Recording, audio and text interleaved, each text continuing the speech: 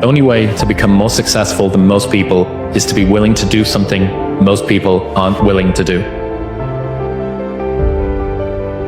You have to believe that this moment is preparing you for something amazing that hasn't happened yet. Keep going.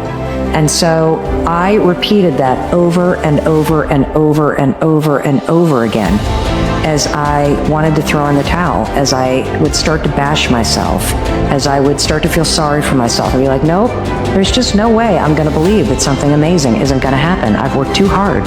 Something amazing that hasn't happened is coming. Don't let the amount of time that you've spent being who you are stop you from being who you could be. Just because you've been a certain person up to this point and people know you to be a certain way doesn't mean you can't change all of that right now. When you're the absolute best, you get hated on the most. But never stop fighting. No matter what anyone says, no matter how they try to compromise your vision. If it's in your gut, if it's in your soul, there's no worldly possessions that should come between you and your expression. In my life, I've learned that success has 3 components to it. The first, you must be diligent to get there.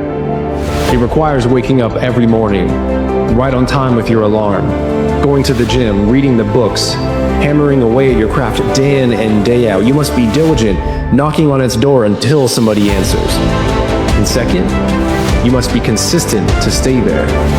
Because it's not enough just to knock on enough doors, get to the top of the mountain and look out at the view and say, wow, what a beautiful sight. You must be consistent if you want to continue to see that vista. But third, that's only one vista. There are many more peaks for you to climb. And if you want to climb more peaks, then you must be grateful. Don't waste time chasing butterflies. Mend your garden and the butterflies will come. All of us have this tendency to chase, to go and push for all those things that we want in life. And what the quote teaches us is that the better path is to mend our garden, to actually work on ourselves internally, and those things that you are seeking will come to you. If you mend your garden, you become the magnet that attracts the things that you want in life. There is a strange feeling that one is not yet in real life. For the time being, one is doing this or that, but there is always the fantasy that sometime in future, the real thing will come about. That one day life's duties will be out of the way, and that you can finally start doing the thing you want and living your life fully is a myth. I think it's a lie.